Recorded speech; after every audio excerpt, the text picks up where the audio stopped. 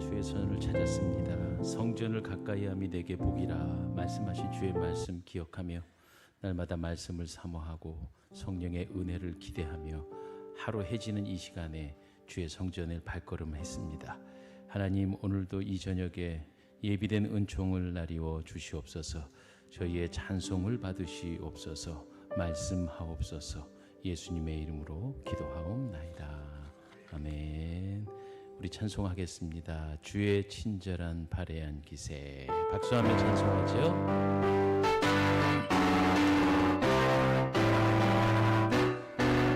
주의 친절한 발에, 주의 친절한 발에한 기세. 우리만 평안하리니 항상 기쁘고 복이 되겠네. 영원하신 발에한 기세.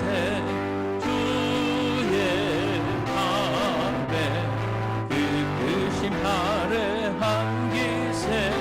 주의 발에 영원하신 발에 한 기세. 날이 갈수록 주의 사랑이 광명하게 비치고 전성 가는 길 평이하니 영원하신 발에 한 기세. 아멘. 주의 이끄신 발에 한 기세. 주의 발에 영원하신 발에 한 주의 보좌로, 주의 보좌로 나아갈 때에 기뻐 찬미 소리 외치고 겁과 두려움 없어지리니 영원하신 발에 한 기세. 주의 발에 이끄신 발에 한 기세. 주의 발에 영원하신 발에 한 내 영혼에, 내 영혼에 LPB 428자 주여와 잘나네. 이 세상이 세상 어떤 빛보다 빛나네. 주의 영광 있는 광채 내게 비춰주시옵소서. 그 밝은 얼굴 배울 때 나의 영혼 기쁘. 내 영혼의 노래, 내 영혼의 노래 있으니 그 찬양합니다. 그 귀를 기울이시사 다 듣고 계시네. 주의 영광 빛난 왕자 내게 비춰주시옵소서. 그 밝은 얼굴 배울 때 나의 영혼 기쁘. 내 영혼의 봄날, 내 영혼의 봄날 되어서 함께 하실 때 그 평화 내게 깃들고 그 은혜 꽃이네. 주의 영광 빛난 광채 내게 비춰주시옵소서.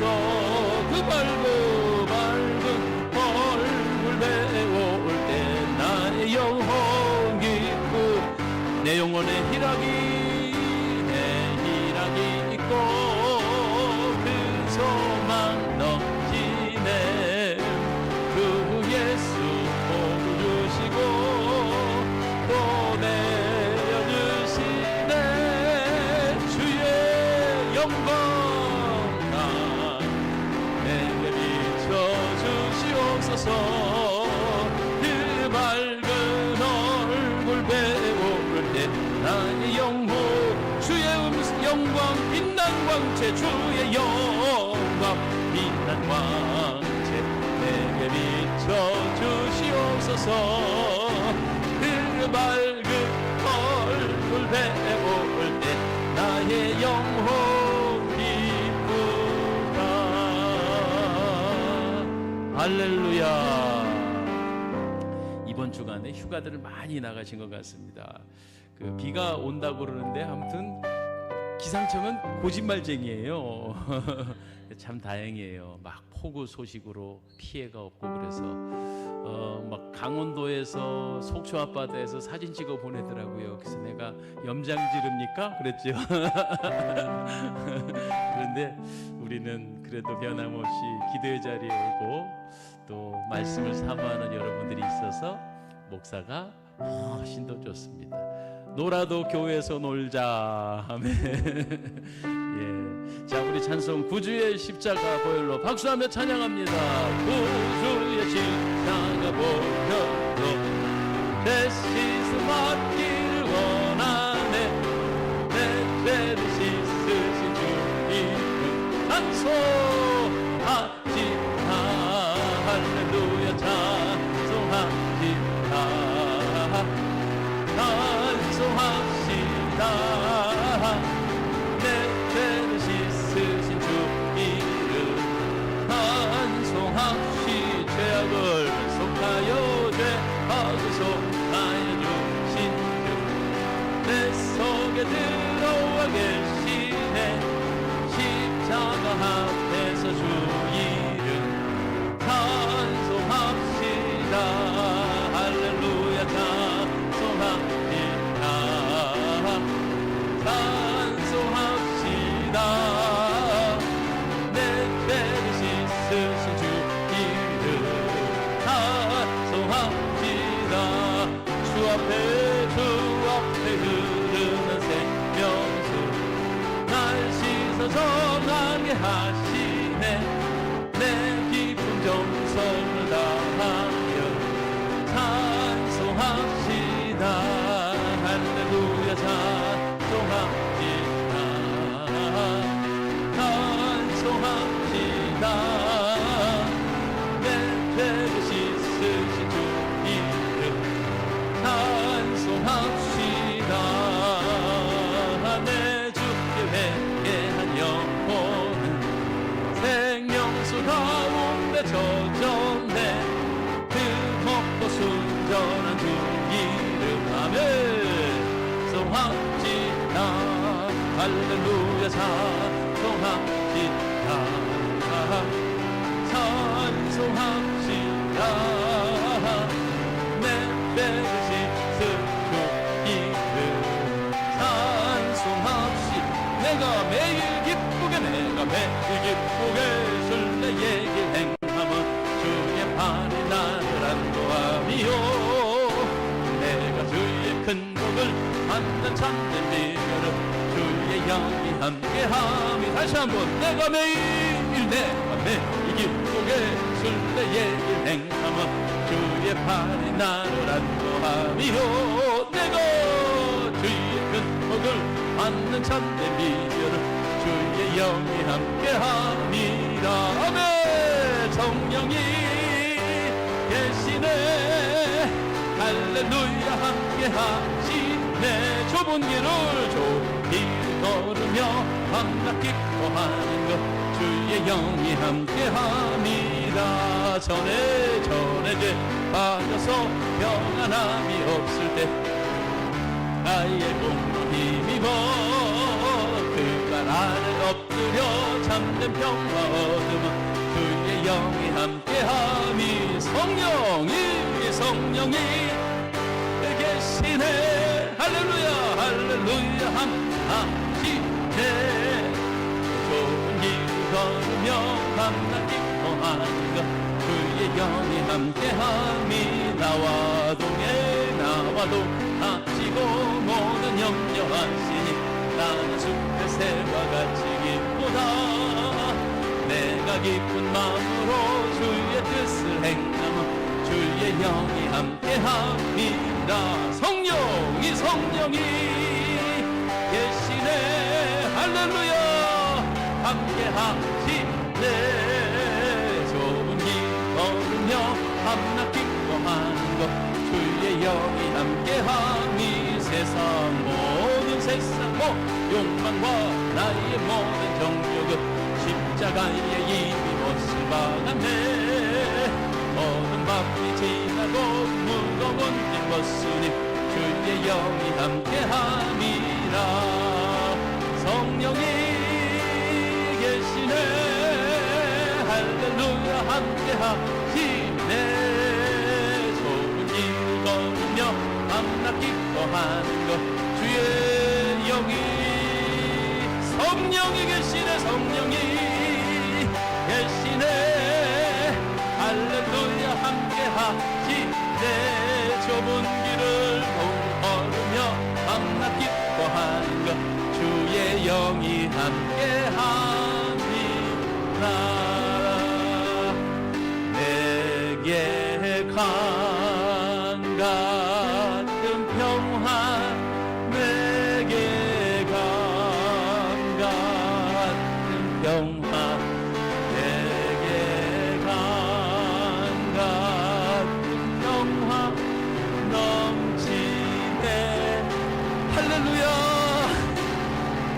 내게 강 같은 평화, 내게 강 같은 평화, 내게 강 같은 평화가 넘치네. 할렐루야. 영광 하나님 받으시옵소서. 휴가 좀 가시라고 오늘도 막 찬양을 서신다고 하는 걸 하지 마세요. 내 혼자 할게요. 내 혼자 하니까 더 잘하죠? 아니요. 목사가 너무 나대길 좋아해갖고 자꾸 나서니까 부교육자님들이 목사님보다 못하는데 우리 하면 주눅 들어요. 그래갖고 제가 절제를 하려고 하는데 이놈의 관종이라고 하는 게 있거든요. 관심받기 좋아하는 이 습관을 못 벗어나서 오늘도 제가 막 마다하고 좀 쉬자 그렇게 했습니다. 우리가 신앙생활을 쉴 수는 없고요. 그렇죠? 그러나 육신의 쉼도 훈련입니다. 하나님께서 엘리야가 낙심하여 좌절하고 죽기를 원했을 때 로뎀나무가에서 먹이고 재우고 그러니까 잘 쉬는 것도 영성의 출발점이다. 근데 이제 어떻게 쉬느냐가 중요하죠. 거룩하게 쉬어야 됩니다. 너무 막 세상에 좋은 거 하다 보면 육신의 지침으로 인해 다시 일할 수 있는 에너지가 없어서 너무 심하게 세상에서 재밌게 놀면 안 되고요. 늘 경건과 거룩함을 유지해가면서 주 안에서 육신의 쉼도 또 영혼의 쉼도, 그런 의미로 볼 때 이렇게 저녁에 하루 해가 지나는 이 시간에 주의 성전에 와서 하나님 말씀 듣고 기도하고 찬송하는 것이 다시 재충전되는 것임을 믿습니다. 할렐루야. 오늘 저녁에도 주님 저희에게 은혜 베풀어 주시고 말씀에 감동을 주시고 모르는 것 깨닫게 하시고 깨달은 대로 살 수 있는 능력을, 성령의 능력을 부어주옵소서 하고 이 시간 함께 소리내서 주여 한번 크게 외치고 통성으로 기도합니다. 주여.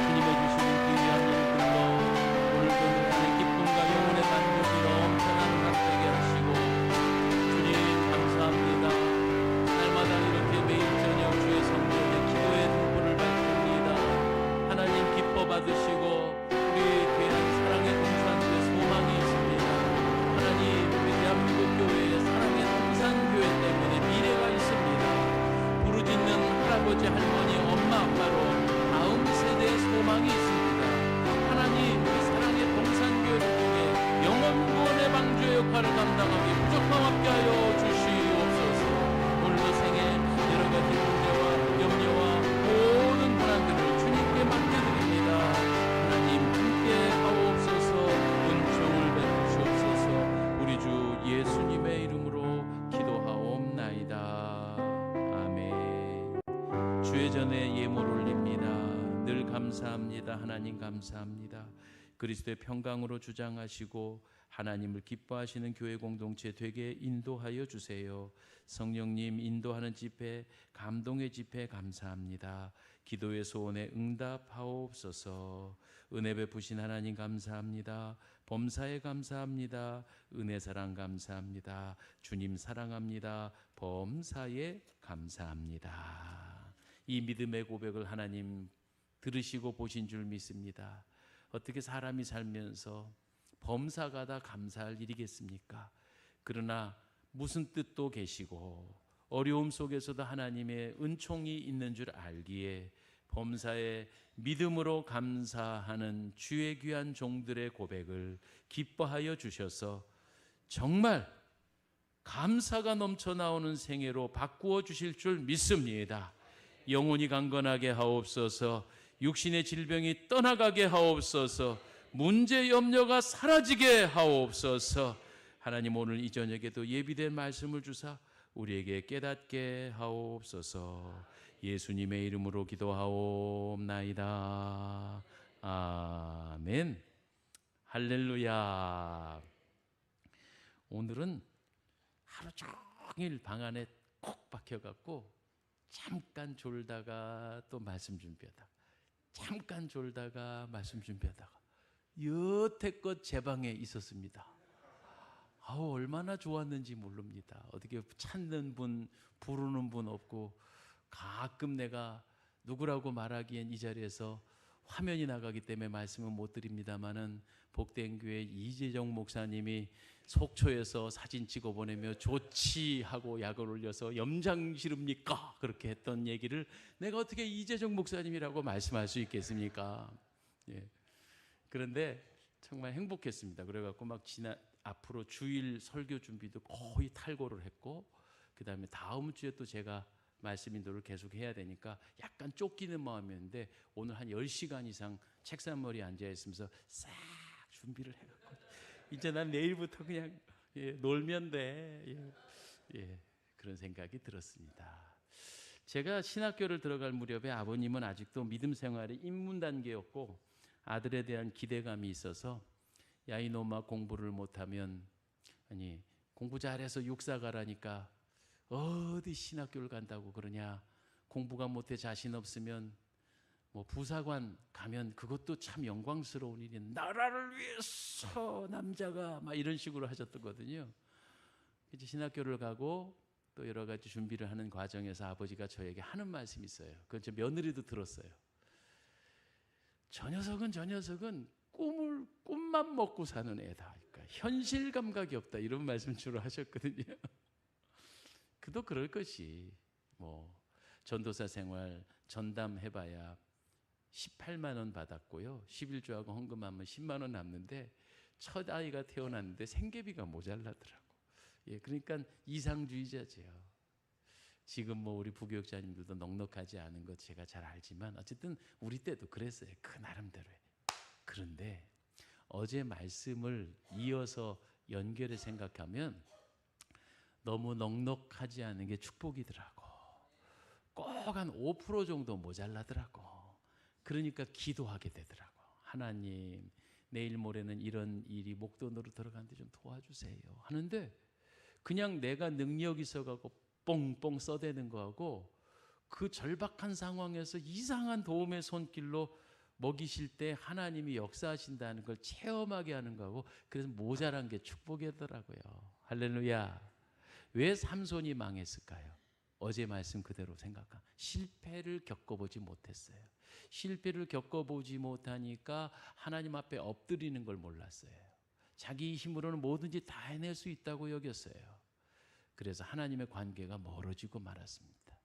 이러한 관점으로 볼 때 우리에게 실패라는 것, 고난이라는 것이 다가올 때 그것은 오묘한 하나님의 축복의 출발점이다 라는 걸 우리는 잘 기억해야 하겠습니다. 현실 감각이 모자란 사람, 이상주의자를 뽑은다 하면은 성경에 여러 인물들이 있겠습니다만은 저는 사도 바울을 좀 생각해 보려고 그럽니다. 엊그제는 모세와 삼손을 비교했고 어제는 아브라함과 삼손을 비교했다면 오늘은 사도 바울 얘기를 좀 해볼게요. 너무나 당연한 결과로 내리겠지만 여러분 식상하지만 한번 들어보세요. 가장 그 현실 감각이 모자란 사람을 뽑는다면 이 설교가 오스왈드 샌디스는 바울 사도를 뽑았습니다. 스스로 고백하기를 살 소망까지 끊어졌다고 고린도후서 1장 8절에 말합니다. 그것은 스스로 누릴 수 있는 평강과 형통의 길을 버려버린 비현실주의자, 바꿔 말하면 이상주의자의 인생 고백이었다. 이렇게 말씀을 드릴 수 있습니다. 그럼에도 불구하고 성경은 가장 성공한 인생을 신약에서 꼽으라면 예수님 빼고 바로 바울 사도를 뽑는 이유가 바로 그는 현실에 매이지 않고 거룩한 이상을 꿈꾸며 실현하며 살았던 사람이기 때문입니다. 왜일까요? 그는요, 오히려 표대를 쫓아가는 사람이었다라고 말하는데 성경 구절을 하나 찾아야 되겠습니다. 빌립보서 8장 13절. 제가 성경 읽지 않고 시작했구나. 예, 빌립보서 8장 13절 14절. 예, 13절 4개 8장이요. 예, 이것도 중요한 말씀인데 8장으로 한번 찾아봐 주세요. 예, 죄송해요. 가만히 있어라. 이거 어떻게 된 거지? 예. 자, 4장 13절이 잠깐만요. 제가 이거 찾아놓고 아까 너무 열심히 공부를 했네. 자, 11절부터 13절까지 한번 봅시다. 11절부터 13절. 내가 4장 시작. 내가 궁핍함으로 말하는 것이 아니니라. 어떠한 형편에든지 나는 자족하기를 배웠노니 나는 비천에 처할 줄도 알고 풍부에 처할 줄도 알아. 모든 일 곧 배부름과 배고픔과 풍부와 궁핍에도 처할 줄 아는 일체의 비결을 배우노라. 자, 13절 시작. 내게 능력 주시는 자 안에서 내가 모든 것을 할 수 있느니라. 아멘 했습니다. 이 바울은요, 일체의 비결을 배웠다고 말합니다. 그 일체의 비결은 나면서부터 가지고 있는 기능이 아닙니다. 혹은 대학이나 요즘으로 치면 하버드 대학, 무슨 서울대학을 나와서 학위로 얻은 비결이 아닙니다. 그는 배고픔과 고난과 어려움과 또 죽음의 공포 가운데서도 이것을 이겨내는 일체의 비결을 배웠으니 그것이 뭐다? 자족하는 비결입니다. 그러면 그가 일생에 그걸 우리가 잘 알고 있는 것처럼 그렇게 위대한 생을 살며 그냥 바리새인으로 유대인으로 살아도 아무 문제가 없을 만한 그가 왜 그러면 이런 배고픔과 고통과 어려움 가운데서 그것을 겪어내며 일체의 비결을 배웠을까요? 그에게는 인생의 한 가지의 커다란 목표가 있었기 때문입니다. 그것은 한마디로 하나님께서 나를 인도하사 이끌어 주시는 부르심의 표대가 있었다는 사실이죠. 부르심의 표대. 그것은 바로 하나님께서 주실 상급을 의미하는 것입니다. 자, 다시 한번 또 찾아보십시다. 3장 14절 이렇게 봅니다. 3장 14절. 표대를 향하여 시작. 표대를 향하여 그리스도 예수 안에서 하나님이 위에서 부르신 부르심의 상을 위하여 달려가노라. 아하, 일체 자족의 비결을 배웠어. 결론은 그는 표대를 향하는 인생이었어. 그러다 보니까 세상 것들이 눈에 들어왔다? 들어오지 않았다는 얘기입니다. 그럼 그 표대는 구체적으로 뭐다? 14절 뒷부분에 보니까 부르심에 주어지는 상급이라는 사실입니다. 여러분 어떻게 생각하세요? 여러분의 수고, 고난, 슬픔, 죽음의 위협 가운데서도 보상이 따른다면은 투자할 만하잖아요.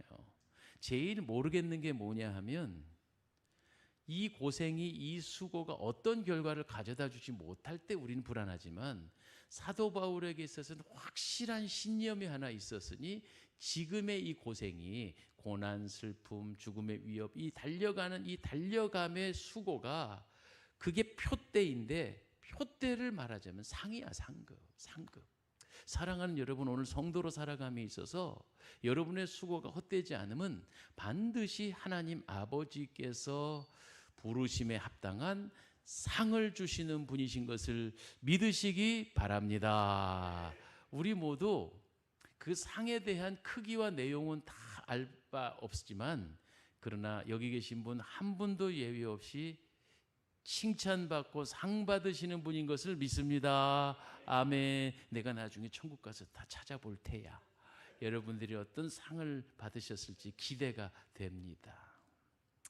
그래서 이 바울은 3차 전도 여행을 할 즈음에 예루살렘을 거쳐 로마에 들어가게 됩니다. 누가 봐도 지금 마지막 3차 전도 여행의 로마행은 죽음을 자처하는 행위였어요. 그렇죠? 그래서 에베소 장로들과 밀레도에서 이별을 할 때 이 에베소의 유력한 장로님들이 사도 바울 바짓갱이를 붙잡고 선생님 가지 마세요. 잘못하면 이번에는 그 샷을 퍼런 로마의 압제와 그 유대인들로 인하여서 죽게 될지 모릅니다. 그런데 바울은 사도행전 20장 22절에 이렇게 말했습니다. 보라, 이제 나는 성령의 매임을 받아, 뭐를 매임받아? 성령의 매임을 받아 예루살렘으로 가는데 거기서 무슨 일을 만났는지 나는 알지 못하노라. 이 말은 즉 죽게 될 거라는 걸 누구도 알았어? 바울도 알고 있었다는 겁니다. 알고 있었음에도 불구하고 그 발걸음을 옮기지 않을 수가 없었던 것은 바로 표대를 향하여 부르심의 상을 쫓아, 아멘, 그 일을 위해 죽음까지 불사했던 자가, 그 사람이 바로 사도 바울이었다는 사실이죠. 그래서 사도행전 20장 이 본문 말씀 제가 읽었던 사도행전 20장 22절 23절은 이렇게 말합니다. 오직 성령이 각성해서 내 증거하여 결박과 환난이 나를 기다린다 하나 나의 달려갈 길과 주 예수께 받은 사명 곧 하나님의 은혜의 복음을 전하는 일을 마치려 하면은 나의 생명을 조금도 귀한 것으로 여기지 아니하노라. 얼마나 바울이 바라보는 표대와 부르심의 상을 가치 있게 여겼느냐 하면 내 생명과 비교해도 맞바꿀 정도로 그 상급은 소중한 것이었다. 아멘. 이것이 우리에게 변화가 돼야 되는 것 같아요. 이런 가치관의 변화가 우리에게 필요한 것 같아요. 그런데 죽어봐야 하는 거 아닙니까? 믿음 없는 얘기로 천국 가봐야 하는 거지. 이렇게 말하면 천국조차 믿어지지 않는데 거기에다 대고 무슨 부르심의 상 얘기를 할 수가 있을까? 그리스도인은 환경에 적응해가는 현실주의자가 아니라 그리스도인은 다분히 이상주의자입니다. 하나님의 부르심을 앞에 두고 거룩한 사명을 완수하여 주실 그 상급을 향해 달려가는 사람을 우리가 그리스도인이라고 말합니다. 그러니까 사실은 죄송한 말이지만 직장의 문제는 차선입니다. 그렇죠? 먹고 사는 문제도 다음 문제일 수 있습니다. 굉장히 지금 무거운 얘기를 하고 있는 겁니다. 자식, 가족들의 생계까지 차선책으로 두는 사람이 바로 표대를 향하여 부르심을 향해 달려가는 사람입니다. 이 일을 위해서 사도 바울은 자신의 목숨까지도 귀중하게 여기지 않을 정도로 표대의 장차 주실 상급을 가치 있게 여겼다는 사실입니다. 초대교회 이후로 스스로 어리석은 이상주의자가 되기로 한 사람들, 지금까지 말한 것, 직업, 가족을 건사하는 일, 나의 미래, 이런 물질적인 생활, 모든 것들이 다 두 번째 문제로 완전히 버려버린다는 게 아니라 다음 순서로 넘겨놓을 수 있고 표대를 향하여 달려가는 것 최우선으로 사는 사람들을 우리가 예수쟁이 이렇게 말하는 거다는 거죠. 그래서 초대교인들은 우리 성경에 입각해서 보면 친인척으로부터 버림받았습니다. 그렇죠?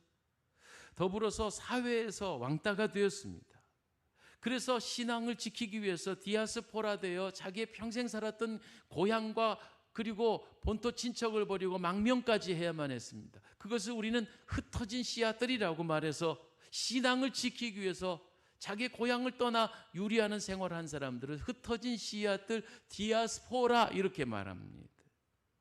그들은 사서 고생을 했습니다.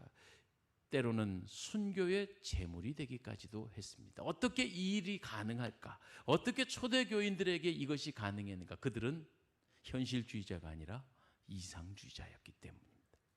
그리고 이상주의자라는 것은 이 땅에 그 어떤 것을 맞바꾸어서라도 쟁취해야 할 표대, 그 비전, 그 꿈은 곧 하늘나라에 주시는 상급을 가장 가치 있게 여겼다, 이런 말씀입니다. 여러분, 사람이 태어나서 출생하지만 2번 출생을 해야 된다고 그렇게들 말합니다. 첫 번째 출생은 생물학적 출생입니다. 어머니 뱃속에서 나오는 걸 의미합니다. 그런데 2번째 출생은 사명으로부터의 출생입니다. 즉 2번째 출생은 모든 사람에게 다 해당되는 건 아닙니다. 어떤 이는 생물학적 출생으로 생을 마감하지만 어떤 이에게는 목표가 생기고 표대가 생기고 꿈이 생기는데 그것을 위해서 자기 자신을 헌신하는 것과 같은 새로운 출생을 의미합니다. 어머니가 낳은 일생을 육체라고 말한다면 사명이 낳은 일생을 바로 이것이 새로운 중생이라고 말하는, 우리 성결교단에서 중생, 이게 거듭났다 이런 말이죠. 요한복음 3장에 보면 니고데모라고 하는 그 회당자가 유력함에도 불구하고 그가 중생이란 말을 이해하지 못해 내가 다시 어머니 태 속으로 들어가리까라는 말까지 했습니다. 여러분, 인생의 새로운 목표의 2번째 출생이 우리에게 필요한 거죠. 잘 아시는 내용처럼 한 가난한 청년이요, 유력한 거부에게 가서 나 좀 도와주세요 그랬습니다. 그 부자가 청년에게 물었습니다. 당신은 이 돈으로 무엇을 할 것인가? 공부하겠습니다. 그러면 그 다음에 공부해서 뭐 하겠는가? 성공해야죠. 그럼 성공해서 뭐 하는가? 떡두꺼비, 아니 아름다운 여인과 결혼하고 떡두꺼비 같은 아이들을 데리고, 발음이 이렇게 안 되죠. 오늘 10시간 동안 침묵하고 있었더니 자, 다음에 그러면 떡두꺼비 같은 애들 낳고 그 다음에 뭐 하겠는가? 사회적으로 명성을 얻어야지요. 그리고 그 다음엔 연속되는 이 부자의 질문 앞에 이 젊은이가 대답하지 못합니다. 결국은 뭐라고 하죠? 죽겠죠 뭐. 그러자 이 부자가 그렇게 버럭 화를 내면서 나는 지금 죽을 놈에게 돈을 빌려줘야 되는가? 이렇게 말을 했습니다. 결국 무덤에 들어갈 일을 위해서 내가 당신에게 돈을 빌려줘야 하는가? 라고 말했습니다. 이 질문은 오늘 우리들에게도 하는 동일한 질문이 되겠습니다. 여러분, 우리가 이렇게 세월이 지나고 70년, 80년 세월이 지나가고 있습니다. 여러분, 이 질문 앞에 어떻게 대답할 수 있을까요? 그렇기 때문에 우리가 2번째 출생이 필요하다는 거예요. 바울 사도가 말하는 것처럼 부르심의 표대가 발견되어져야만 합니다. 그냥 이 현실에서 그렇게 살아가는 것을 우리는 현실주의자라고 말합니다. 그런데 이 청년과 같이 대답하고 청년과 같이 말한다면 우리는 여전히 구원받은 현실주의자입니다. 한번 따라서 해볼까요? 이거 굉장히 심각한 단어입니다. 구원은 받았으나 현실주의자다. 예, 구원은 받았는데 여전히 현실주의라는 거죠. 2번째 태어난 사람들을 우리가 그리스도인이라고 말합니다. 진정한 사명을 알고 이 땅을 살아가는 목적이 무엇이며 오늘도 내가 밥 한 끼를 먹어도 일터에서 일을 해도, 예, 집안에서 빨래를 해도 이것에 대한 분명한 목적과 사명을 깨닫는 사람, 이것이 진정한 그리스도인이다, 이런 말씀입니다. 그래서 하나님은요, 오늘 우리들에게 구원하신 것에 대한 목표를 정확히 말씀하고 계십니다. 이건 디도서인데요, 디도서. 자, 디도서 한번 볼까요? 디모데전후서, 디도서 2장 14절.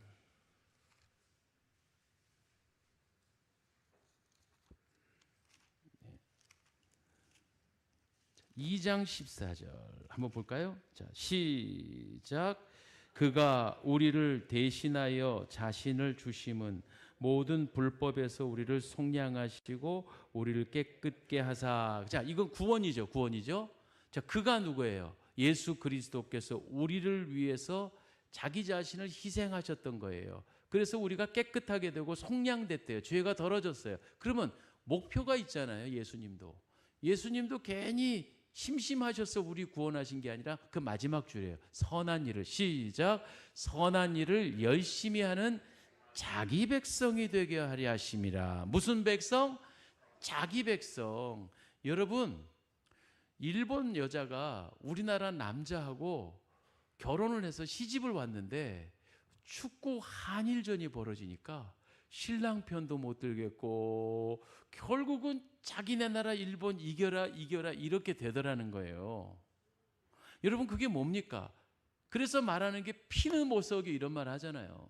그러면 우리가 예수 그리스도로 속량을 받아 구원받은 백성이 됐는데 거기까지 만족하고 구원받아서 누리는 것에 대한 것만 한계에 묶여 있다면 그건 현실주의자가 되는 거고, 구원받은 자의 최종적인 목적은 뭐다? 예수님의 속마음은 뭐다? 선한 일을 열심히 하는 자기 백성, 친백성. 여러분, 우리 대한민국의 귀한 국민으로 살면서 김정은이 편들면 그게 누구게? 그걸 간첩이라 그러는 거예요. 간첩. 섞여 사는데 멀쩡한데 김정은 유리하게 하고 김정은 편드는 거, 그게 간첩이죠. 여러분, 구원은 받았는데 목적은 여전히 현실 세계에 대해서 복받고 누리고 떵떵거리고 사는 것에 대해서, 그리고 저 내세에 대한 부르심에 관한 상급에 대한 관심이 없으면 이게 바로 간첩. 예. 여기는 그런 분이 한 분도 없는 줄 압니다.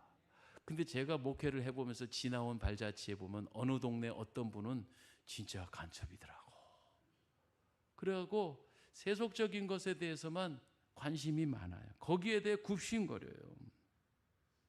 그래서 그런 거 있잖아요. 어떤 종파, 약간 구원파 같은 종파가 자기네 뜻을 포교할 때 묻는데요. 구원 받으셨습니까? 아니, 구원 안 받고 교회 다니는 사람이 어디 있어? 그걸 질문이라고 물어. 근데 그걸 대래 뭐 년, 몇 월, 며칠, 몇 시, 언제 했대. 그래갖고 또 우리 기존의 성도들은 또 경험이 모자라고 그래서 충격을 받아. 내가 언제 구원받았지? 나는 모태신앙인데. 이래갖고 막 흔들려갖고 이단에 흔들. 그게 아니고, 사랑하는 여러분, 구원받은 확신, 구원은요 거저 받은 거예요. 그걸 뭐 년, 몇 월, 며칠로 이야기할 수도 있고, 그렇게 하지 못해도 나는 지금 하나님의 백성이라는 사실에 대해서 흔들림 없으면 그건 구원받은 거지. 뭘 그걸 뭐 년, 몇 월, 며칠까지 그걸 재. 근데 정말 구원받은 것에 대한 확신은 그 정도 안에서 머물러서는 안 되고, 그럼 내가 구원받았던 걸 뭘로 증명할래요? 그것이 방금 읽었던 디도서의 말씀처럼 선한 일을 행함에 내 인생의 표대가 세워지고 그 부르심을 상을 향하여서 이 땅에 있는 모든 것을 분토처럼 버릴 수 있는 용기, 그것이 누구 같은 사람? 바울 같은 사람이 돼야 된다는 거죠. 바울이 세상적으로 얘기하면 뭐가 부족한 사람이 있겠습니까?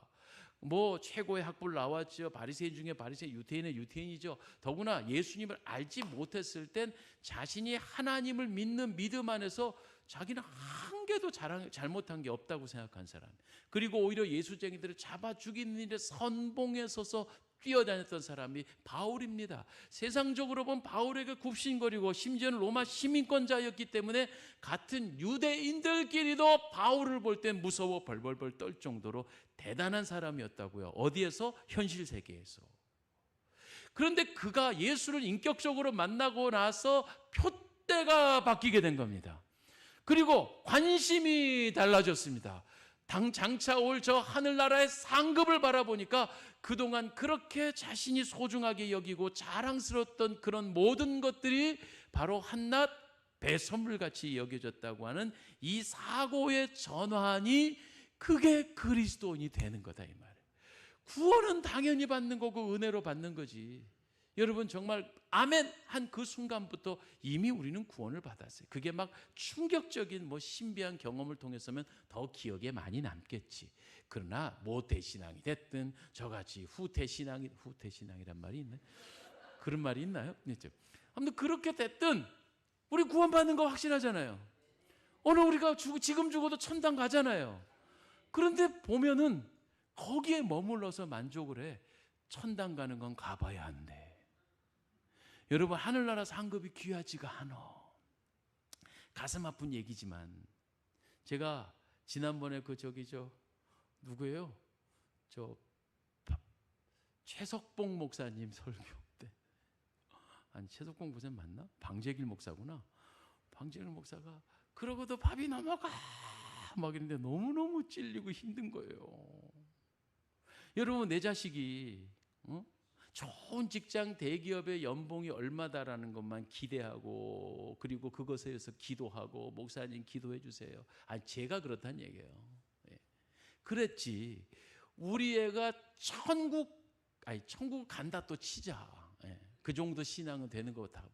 근데 천국에 상급 하나 없는 것에 관해 내가 얼마나 안타까워 해봤느냐 하는 거예요. 그게 자식을 가르친다고 되는 일은 아니지만, 그러니까 어떤 게 우선순위야 이 말이에요. 우리가 이 땅에서 현실주의로 살면서 얘야 교회는 좋은 대학 입학한 다음에 가도 된다. 그게 참으로 교회 그 대학 들어가 갖고 그 아이가 신앙생활 하든가요?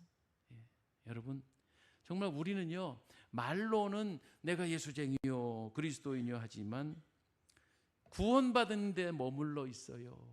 그리고 왜 나를 구원하셨냐 하는 것에 대해, 왜 핏값으로 나를 사셨는가에 대한 궁극적인 하나님의 바라심에 대해서는 별로 관심이 없는 저와 우리 모두는 혹시 현실주의자가 아닌가? 천국은 죽어봐야 아는 것 아닐까?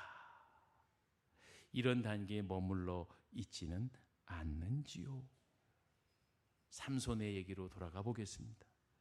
삼손은 하나님께로부터 사명을 받은 자입니다. 나면서부터. 그러니까 그 사명이라는 건 바울식으로 얘기하면 부르심의 표대, 그리고 그 상급이라는 거죠. 이스라엘의 사사는 항상 두 가지의 중요한 사명을 받았습니다. 하나는 백성들을 하나님 품으로 인도해야 할 제사장적 사명, 그리고 외세 침략 가운데서 백성을 지켜야 할 군사적 지도자로서의 사명, 이 두 가지를 잘 지켜내는 게 사사이지요. 삼손 또한 그러한 사명을 받았기 때문에 나면서부터 헌신되어진 사사였습니다. 우상으로부터 백성들을 지켜내야만 했습니다. 그리고 블레셋의 침략으로부터 이스라엘을 지켜내야 할 사명이었습니다. 그 일을 위해서 삼손은 선택을 받았고, 그 일을 위해서 나실인이라고 구별되었습니다. 아시는 것처럼 나실인이 세 가지를 금해야 할 것은, 첫 번째 죽은 시체를 만지면 안 됐고, 두 번째는 독주를 마시지 말아야 됐고, 세 번째는 머리를 자르지 말도록 나실인을 성별시켰습니다. 그러나 삼손의 생애를 살펴보면 그 어느 것 하나 그 생활 가운데서 한 번도 그것을 지켜내지 못했습니다. 무슨 일이 있었죠?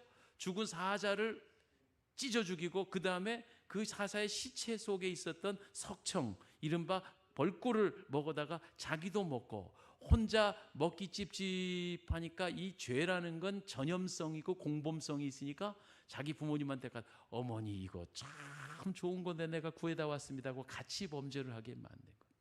이게 옳다 그르다 생물학적 의학적 이 얘기가 아니라 나실인의 규칙인 거예요. 여러분, 하나님께서 정하신 규칙이 왜요? 왜 그래야만 하는데요? 이 말이면 대화가 안 돼. 어쨌든 나실인은 성별하고 구별시키기 위한 거니까, 지금 현실주의자가 아니라 사명을 나면서부터 받았으니까 현실주의로 세상 사람들이 하는 방식으로 살아갈 수 없다는 것입니다. 그러나 그는 죽은 시신을 만졌습니다. 더불어서 잔치집에 갔습니다. 흥에 겨워 말도 되지 않는 이방 여인과 혼인식을 하고, 그것이 또 어쩌고 저쩌고 해갖고 아시죠? 뭐 옷 30벌 어쩌고 내기를 하고 막 이런 일들을 벌였습니다. 그런 무책임한 짓을 어떻게 하게 됐나요? 취해서 그런 겁니다. 여러분, 단순히 제가 무슨 술 이렇게 얘기하자는 게 아니고, 우리는 모든 거에 취해 있습니다. 어떤 이는 주식에 취해 있고, 어떤 이는 자식에 취해 있고, 어떤 이는 명예와, 또 벌써 선거 때가 됐는지 1년이나 채 안 남았는데 뭐 그 자리에 믿지도 않은 사람들이 집사 얻으려고들 목사 좀 만납시다. 정말 마음 같으면 예끼어 보시오. 한 우물만 파세요. 그러고 싶은데 참 안타깝다는 생각도 하고. 자, 이런 것들에 우린 다 취해 산단 말입니다. 그러니까 비상식적인 행동을 하는 거. 세 번째, 들릴라에 속아서 여러분 몸에 삭도를 대지 못하게 했는데 들릴라의 무릎 앞에서 그 장수 삼손이 흐물흐물 여름날 초콜릿 녹듯이 녹아버려 갖고 그냥 머리가 싹 밀려져 버렸고 말았습니다. 이 모든 세 가지가 나시린으로서 포기한 거나 다름없고 그는 철저히 내세와 표대와 상급을 잃어버린 현실주의자가 되어 있더라, 이런 말씀입니다. 더구나 자신을 세속과 더불어서 구별하고 격리하려고 하는 노력이 하나도 있지 않았습니다. 여러분 제발 어떤 행위가 지옥을 가게 만드는 게 아니라, 지금 저는 지옥이냐 천국이냐 얘기가 아니라 하늘나라의 상급을 얘기하는 겁니다. 그러니까 구원은 다 받는다니까요. 그러니까 보네퍼라고 하는 사람이 33살에 결국은 독일의 나치에 저항하다가 형장의 이슬로 죽지만 보네퍼가 그런 얘기를 했어요. 싸구려 십자가. 공짜로 주셨다고 진짜 공짜처럼 받는 사람들, 그 너머에 어떤 책임도 생각하지 못하는 싸구려 십자가.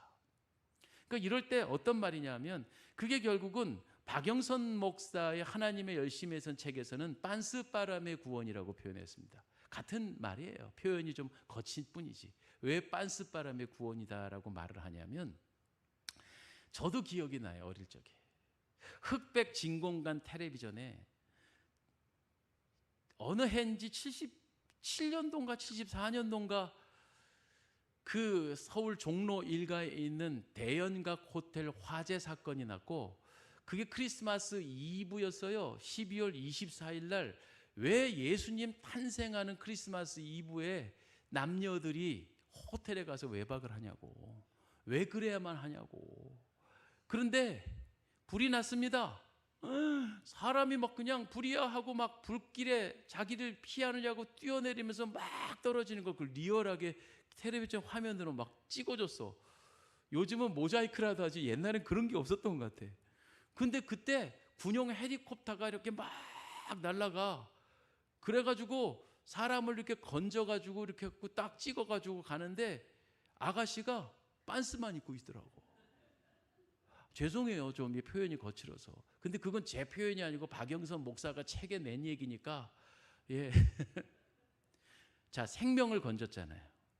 그분이 지금 고인이 됐는지 아니면 지금 잘 먹고 잘 사는지 모르지만 자신이 얼마나 부끄러운 장소에서 얼마나 부끄러운 시간에 얼마나 부끄럽게 생명을 건졌나 하는 것은 자기는 알 거예요.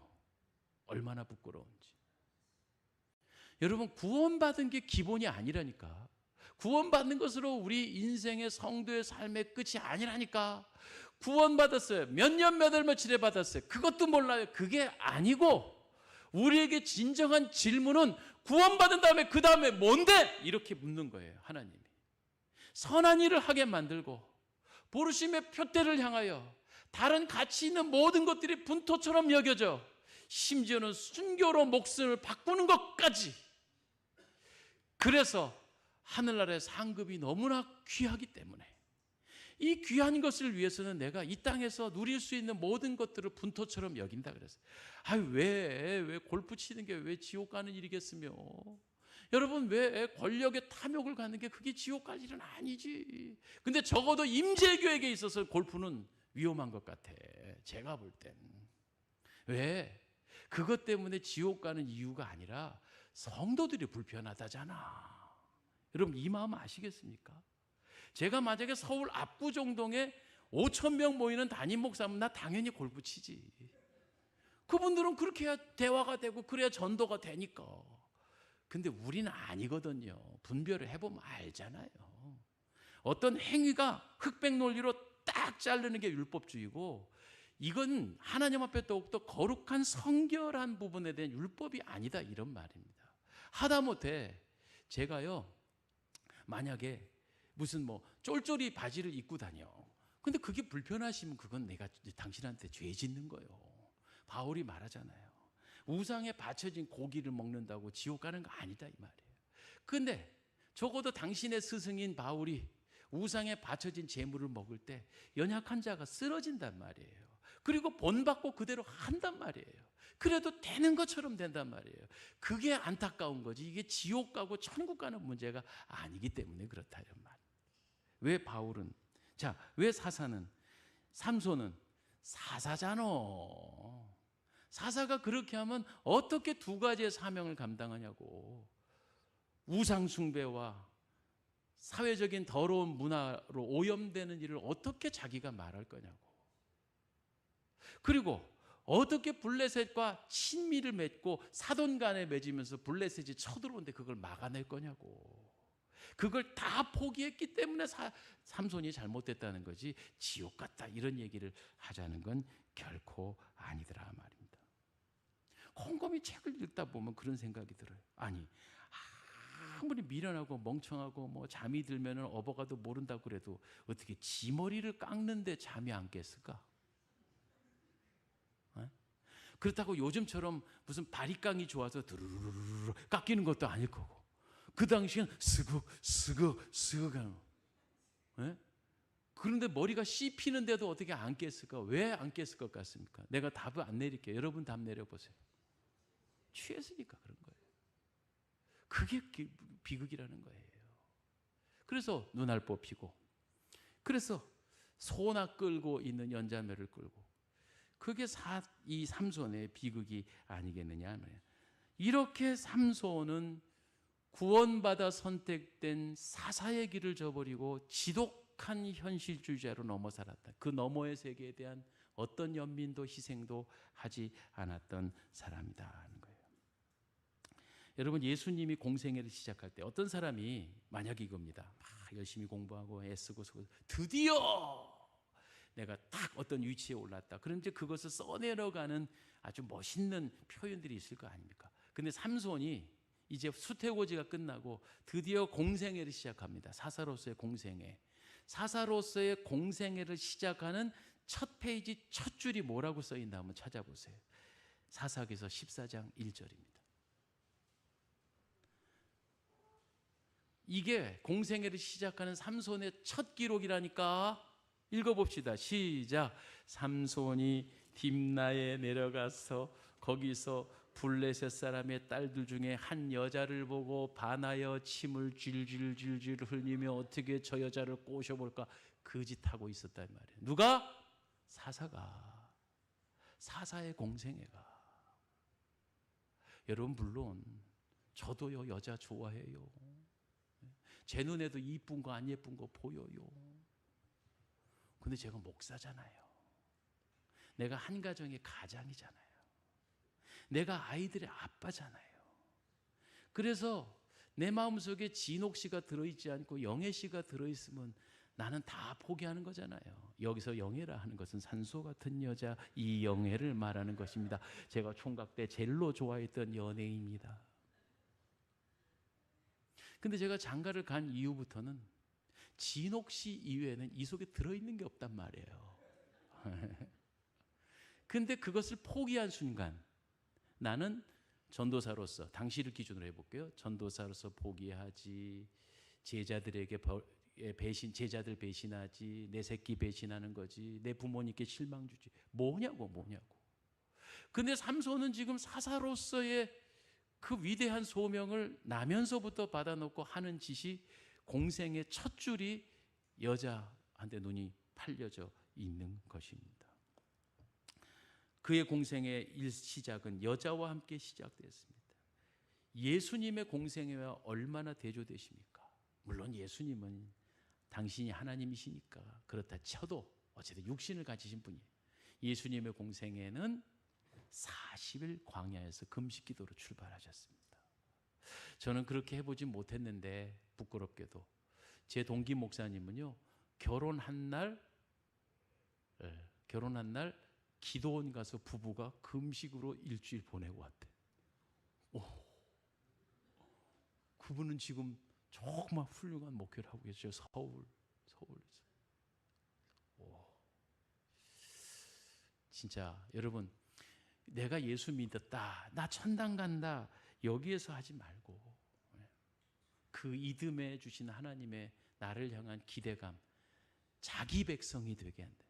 간첩 말고 여러분 쓰는 말 중에 편승이라는 단어가 있습니다. 편승. 그게 뭐냐면 은근히 잘된 일에 숟가락 하나 슬쩍 올리는 거예요. 2차 대전 때 미국이 참전하면서 연합군이 됐고 연합군이 독일을 물리칠 때 눈치만 살살 보다가 러시아가 끝물에 가서 연합군에 합세를 해서 승전합니다. 그래놓고는 5월 4일은 러시아 독일 승전 기념일이다. 제가 러시아 갔을 때 걔들 일주일씩 축제를 합니다. 우리가 독일을 굴복시켰다. 근데 내가 지네들은 자기네 역사를 그렇게 해석하지만 나는 제3자잖아요. 제3자로서 편승한 거지. 그건 지켜보고 있다가 이렇게 간 보고 있다가 유리한 쪽에 찰싹 달라붙은 거죠. 근데 사실은요, 아픈 얘기 할게요. 우리가 다 벌어진 일이기 때문에 제가 이런 말 하면서 아파요. 저도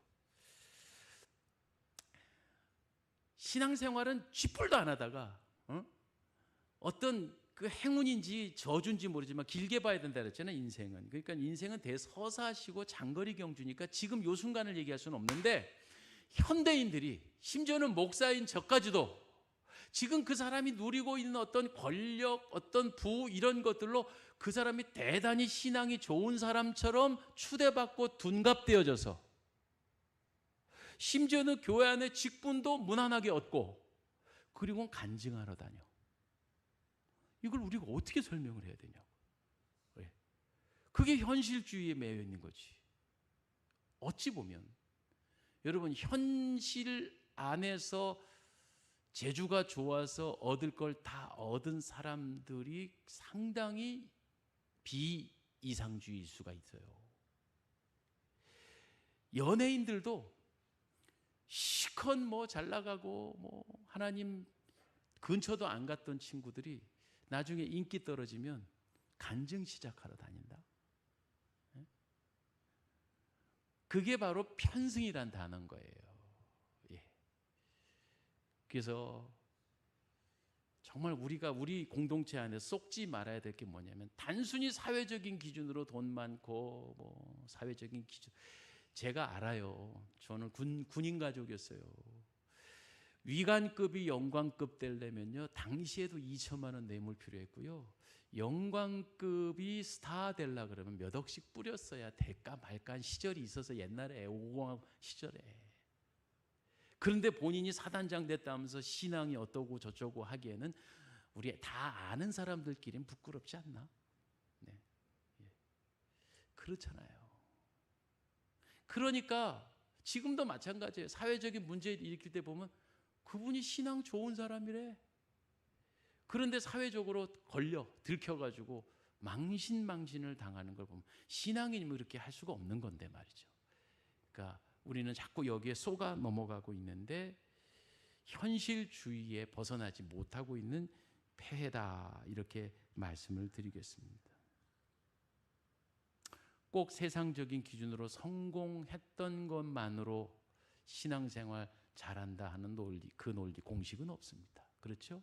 외려 세상에서 버림받고 고생할 때 온전한 신자일 가능성이 상당히 높습니다. 스데반은 설교 한 번 하고 죽었습니다. 그걸 현실주의자 눈에서 어떻게 성공한 사람이라고 말하겠으며 손양원은 신앙을 지키기 위해서 순교했습니다. 주기철은 신앙 지키기 위해서 일제 항거했습니다. 12제자는 자기 명으로 죽은 사람이 사도 요한은 어머니 마리아를 지키라는 명 하나 때문에 죽지 못하고 살았지 다른 12제자는 모두 다 순교했습니다. 어떻게 현실주의자의 관점에서 그걸 성공했다고 말할 수 있겠습니까? 어찌 보면 내가 나태하고 게을러서 가난하게 살고 못나게 사는 건 그걸 합리화시키자고 하는 얘기는 아니지만 예수 앞에서 바로 서자고 하면 할수록 우리는 더욱더 피파해져 가고 가난해지고. 그래서 그때 그 방재길 목사님 하신 말이 일말에는 가슴 아픈 얘기지만 맞는 말이라니까. 예수 제대로 믿자고 거지 한번 대봤어. 이 말이 정말 폐부를 찌르는 거예요. 난 한번 주님 영광 위에서 이 생의 것들을 분토처럼 여기고 저 하늘나라의 표대를 향하여 상급을 향해서 살아봤는가. 뭐 안도한 시인이 연탄재 발로 차지 마라.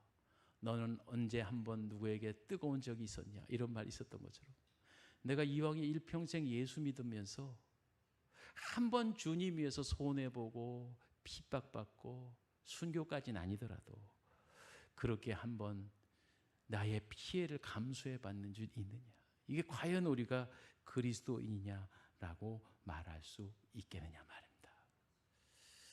끝으로 누가복음 16장에 보면 부자와 나사로 이야기가 있습니다. 여차저차 생략. 부자가 지옥 갔습니다. 부자는 일평생 해보지 못한 걸 지옥 가서 합니다. 뭘 했게요? 이 땅에 사는 동안은 현실주의자가 돼서 연락하고 즐겼다 그러는데 일평생 한 번도 해보지 못하는 것을 지옥 가서 합니다. 뭘 했겠죠? 자기의 일가 친척의 구원을 위해서 기도했다니까. 여러분, 지옥 가서 하는 건 다 쓸데없어요. 끝난 거예요. 그걸 살아생전에 했어야 되는 거예요. 나의 처자식과 나의 사랑하는 이들을 위해서 지금 살아있을 때 눈물 뿌리며 기도해야만 합니다. 그래서 유명한 설교자 스펄전은 지옥 가면 다 중보기도자가 된다, 그런 농담을 했습니다. 지옥 가면 다 아직 현실 세계에 있는 자기 새끼, 자기 부모, 자기 친인척들을 위해서 통곡하며 기도하게 된대요. 그런데 때는 늦었다. 이걸 우리에게 누가복음 16장의 부자와 거지 나사로 얘기를 통해 우리에게 가르쳐 주시는 교훈입니다.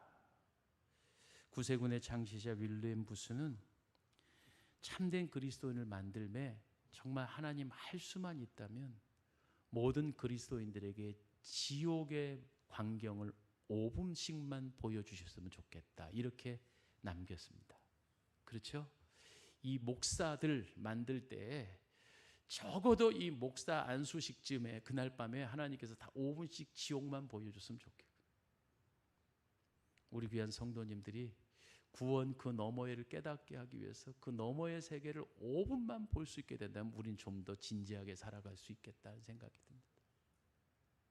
믿음이 뭘까요? 보이지 않는 걸 보는 게 믿음인데 천국이 보이나요? 믿음으로만 보입니다.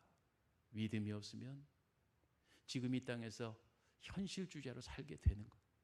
그러나 그 천국이 너무나 확실하게 보이기 때문에 오늘 이 땅에서 수모와 어려움과 고난과 심지어는 목숨이 버려지는 것까지도 맞바꿀 만큼 가치가 있는.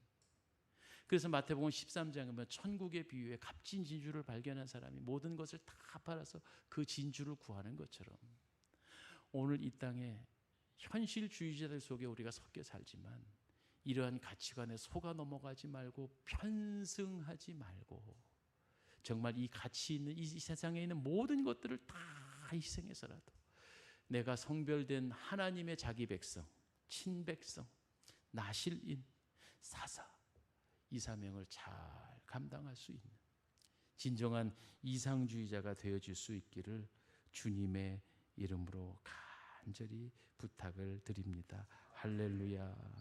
성도들이여, 그리스도인들이여, 목사여, 장로님, 권사님, 우리 보이는 곳의 유혹에서 벗어나서 이 현실주의 함정을 경계하며 사십시다. 아멘. 찬송하겠습니다.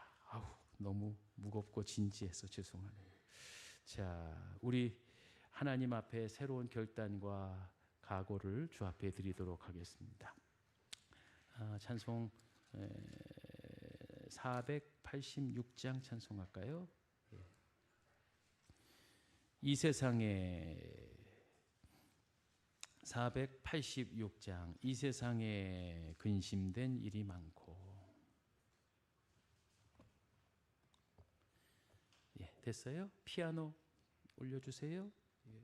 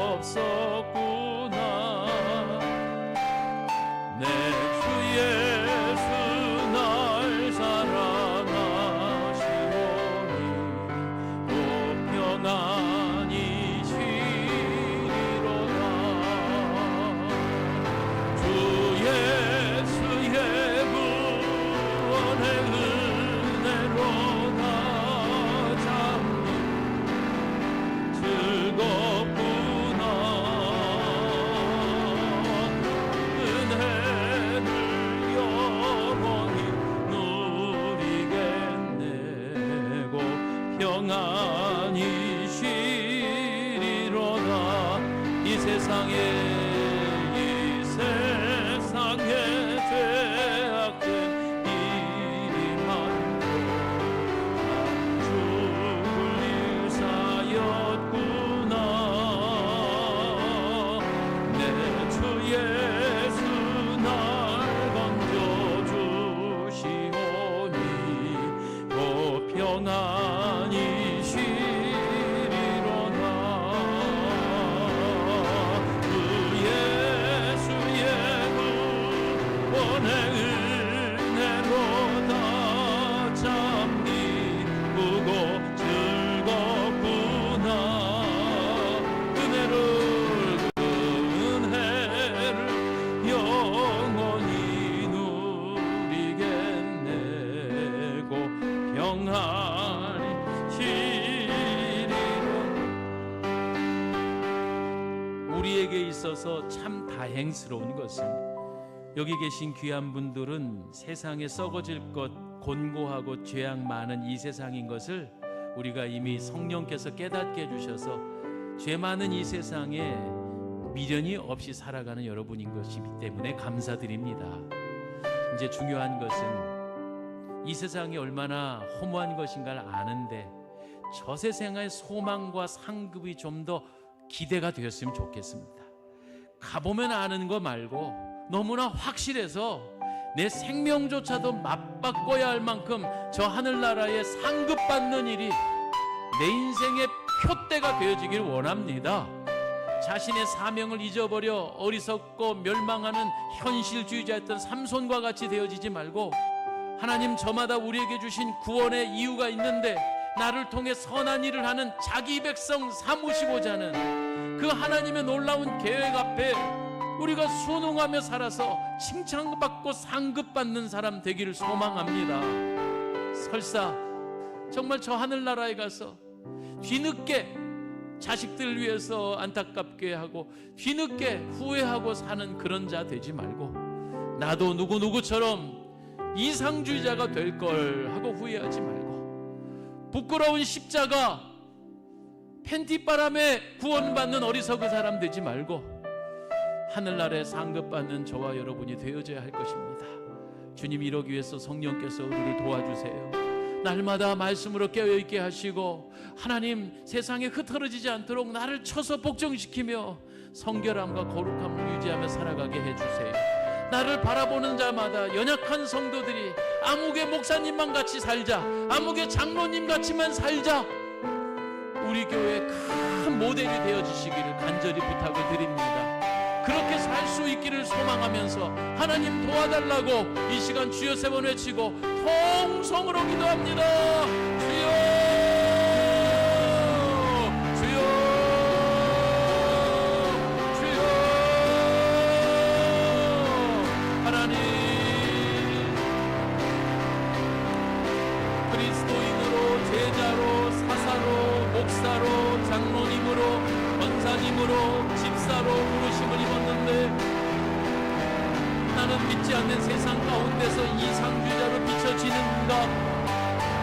나는 정말 누구든지 본받고 싶어하는 그런 그리스도인인가?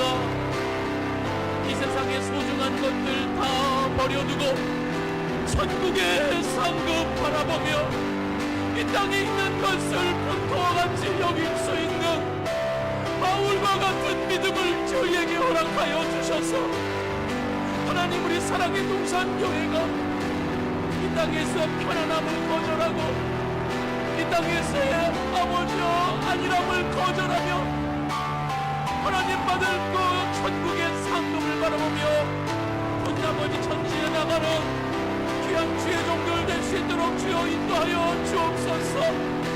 우리가 때로는 연약하여 나약했던 것 용서하여 주시고 세상과 종종 타협하려고 했던 것 용서하여 주시고 하나님 오로지 이 땅에서 참된 그리스도인으로 선교자로 나아가는 죄 백성들 될 수 있도록 내 자녀를 위해 올라 예루살렘을 위해 올라 아버지 저희를 불쌍히 여겨 주시옵소서. 이 땅에서는 패배한 자 같고 이 땅에서는 가난한 자 같으면 이 땅에서는 인정받지 못하는 자들일지라도 저 하늘나라 상급받는 죄종들 낼 수 있도록 주여 은총을 베풀어 주시옵소서. 주여 긍휼을 베풀어 주시옵소서. 주여 천국에서 함께 상급받는 죄종들 낼 수 있도록 주여 인도하여 주시옵소서. 우리의 겉사람은 날마다 울파여져가나 나의 속사람은 날마다 새로워져 가느니라. 주여 함께하여 주셔서 우리가 깨달은 대로 살아갈 수 있는 능력 또한 허락하여 주시옵기를 원합니다. 주님 함께하옵소서. 은혜 베풀어 주옵소서. 성령여 역사하여 주시옵소서. 우리 주 예수님의 이름으로 기도하옵소서.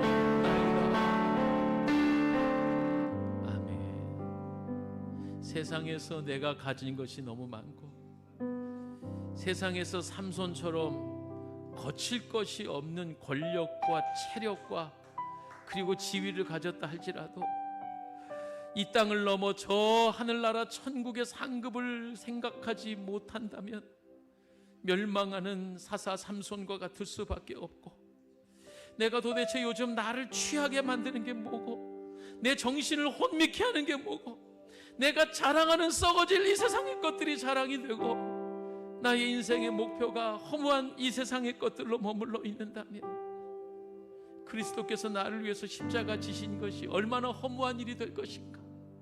주여 목숨을 다하여 하늘 상급을 바라봤던 바울처럼 순교를 마다하지 아니하며 믿음을 지켰던 초대교회 교인들처럼 하나님 오늘 이 저녁에 사랑의 동산교회 성도들에게 하나님 나시린과 같은 순결함과 거룩함을 허락하여 주시고, 아버지 지옥 가서 자식들 위해서 슬퍼 통곡하지 말고 살아 생전에 내 새끼 내 혈육들을 위해 부르짖고 기도하는 그런 부모 그런 조상 되기 원합니다. 주님 저희를 불쌍히 여겨 주시옵소서. 하나님 이 땅에서 잘 먹고 잘 사는 것도 바람이지만 그것이 이 세상을 미련을 두는 사람 되지 않도록 주여 인도하여 주시고, 오늘도 귀한 저녁에 쉴 수도 있고 또 널리 놀러 갈 수도 있으나 가장 가치 있는 일을 위해 최선을 선택한 귀한 성도들에게 하늘의 은혜를 내리시옵소서. 말할 수 없는 복으로 갚아 주옵소서. 복받아서 남주는 생애가 되게 하여 주시옵소서. 말씀 속에 치료가 있고 기도 속에 응답이 있는데 오늘 이 시간 부르짖고 기도하는 종들에게 영육간의 강건함에 은총을 더하시옵소서. 치료의 역사를 이루어 주옵소서. 사랑하는 자여 내 영혼이 잘됨같이 범사가 잘되고 강건하기를 내가 간구하노라. 이 시간 성도들의 정성을 기뻐하시고 만 가지의 복으로 갚으시옵소서. 모든 것 주 앞에 감사하오며 우리 주 예수님의 이름으로 기도하옵나이다. 아멘. 이제는 우리 주 예수님 은혜, 아버지 하나님의 사랑과 성령의 교통 충만 인도하심이 이 땅에도 복된 자로 살아야 하겠으나 저 하늘나라 상급 바라보며 현실에 머물지 않고 하나님의 놀라운 귀하신 친백성 자기 백성답게 살아가기로 결단하는 우리 성도들 머리머리 위에 영원토록 함께 하옵시기를 축원하옵나이다. 아멘.